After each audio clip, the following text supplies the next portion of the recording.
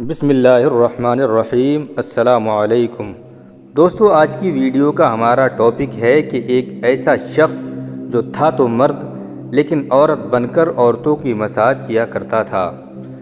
دوستو، بنی اسرائیل کا ایک شخص کا واقعہ بیان کیا گیا ہے جس کو توبۃ النصوح سے جوڑا جاتا ہے۔ عام الفاظ میں توبۃ النصوح سچی توبہ کو کہتے ہیں، جس کے بعد وہ گناہ نہ کیا جائے جس سے توبہ کر لی گئی ہو۔ واقعہ کچھ اس طرح ہے کہ بنی اسرائیل میں ایک نصوح نامی شخص رہتا تھا۔ اس کا حال کچھ یوں تھا کہ وہ تھا تو مرد لیکن ظاہری شکل و صورت سے عورت لگتا تھا، اسی لیے اسے عورت نما مرد بھی کہا گیا ہے۔ وہ اپنے اس حلیے کا فائدہ اٹھا کر لڑکیوں کے حمام میں غسل اور مساج کا کام کرتا تھا، یعنی مرد ہو کر بھی اس نے مردوں والا حلیہ نہ اپنا کر بلکہ لڑکی بن کر رہتا۔ اس کے نرم و نازک ہاتھ لڑکیوں سے کم نہ تھے۔ ہر کسی کی خواہش ہوتی کہ وہ نصوح سے اپنا مساج کروائے۔ نصوح نے بہت دفعہ اللہ سے ڈر کر اس کام سے توبہ کی، لیکن ہر دفعہ وہ اپنی نفسانی خواہشات کے ہاتھوں مجبور ہو جاتا اور دوبارہ حمام میں چلا جاتا۔ وہ جب لڑکیوں کو نہلاتا تو ساتھ میں اپنی شہوت پوری کرتا رہتا، لیکن کسی کو کچھ شک نہ ہونے دیتا۔ لیکن ایک دن ایسا ہوا جب وہ بادشاہ کی بیٹی کا مساج کر رہا تھا تو شہزادی کا من پسند ہار کہیں گم گیا۔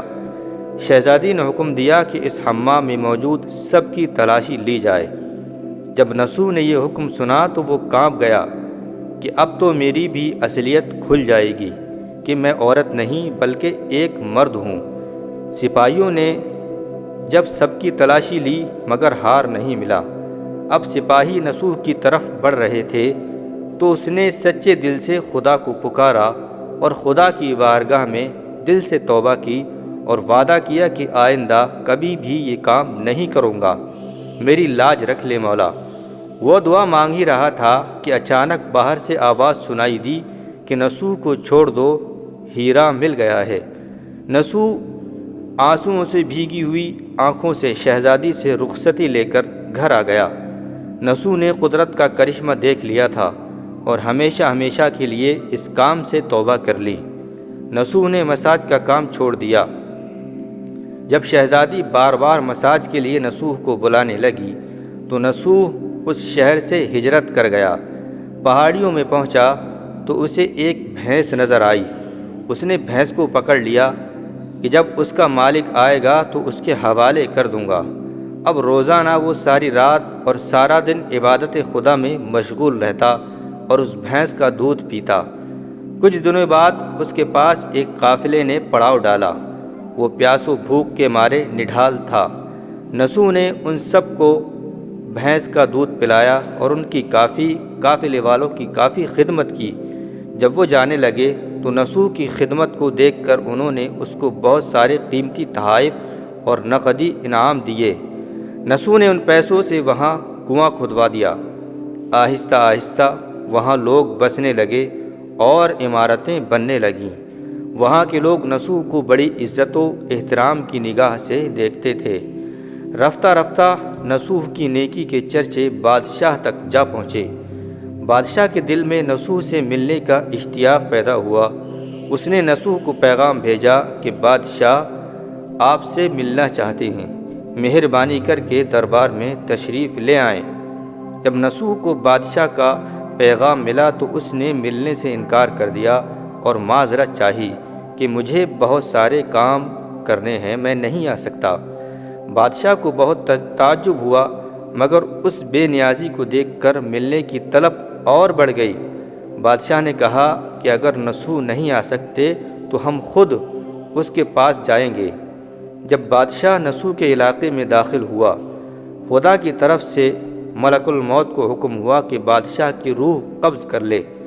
چونکہ بادشاہ بطور عقیدت مند نصوح کو ملنے آ رہا تھا اور رعایا بھی نصوح کی خوبیوں کی گرویدہ تھی، اس لیے نصوح کو بادشاہ کے تخت پر بٹھا دیا گیا۔ نصوح ایک رحم دل اور انصاف پسند بادشاہ بنا۔ اس نے پورے ملک کو عدل کا گہوارہ بنا دیا۔ نصوح کی شادی اسی شہزادی سے ہو گئی جس کا وہ مساج کیا کرتا تھا۔ ایک دن نصوح اپنا دربار سجائے بیٹھا تھا کہ ایک شخص حاضر ہوا اور عرض کرنے لگا کہ بادشاہ سلامت، کچھ سال پہلے میری بھینس گم ہوئی اور اس کی فلاں فلاں نشانیاں تھیں، وہ ابھی تک نہیں ملی، میری مدد کی جائے۔ بادشاہ نصوح ایک دم سے لرز گیا، کیونکہ نشانیاں وہی تھیں جو بھینس نصوح کے پاس جنگل میں تھی۔ نصوح کہنے لگا کہ وہ بھینس میرے پاس تھی اور آج جو کچھ میرے پاس ہے اسی بھینس کی برکت اور اللہ پاک کے کرم سے ہے۔ نصوح نے فوراً شاہی حکم نامہ جاری کیا کہ میری سلطنت کا آدھا حصہ اس بھینس والے کو دے دیا جائے۔ اس پر بھینس کا مالک کہنے لگا، نصوح، میں کوئی انسان نہیں اور نہ ہی وہ بھینس جانور تھی کہ ہم دونوں فرشتے ہیں جو کہ اللہ کے حکم سے تمہارے پاس آئے تھے۔ یہ سارا مال اور سارا دولت، انعام و اکرام تمہارے سچے دل سے توبہ کرنے کا نتیجہ ہیں۔ یہ کہہ کر وہ فرشتہ غائب ہو گیا۔ اب مصنف اس واقعے کے بعد صفحہ نمبر 434 پر لکھتے ہیں کہ اسی وجہ سے سچے دل کی توبہ کو توبۃ نصوح کہتے ہیں اور نصوح بعد میں ایک بہت بڑے عابد بنے۔ دوستو، امید کرتا ہوں کہ ویڈیو آپ کو پسند آئے گی، لہٰذا ویڈیو کو لائک و شیئر کر کے اور ہمارے چینل کو سبسکرائب کریں تاکہ ایسی ہی ویڈیوز ہم آپ کی خدمت میں پیش کرتے رہیں۔ السلام علیکم ورحمۃ اللہ وبرکاتہ۔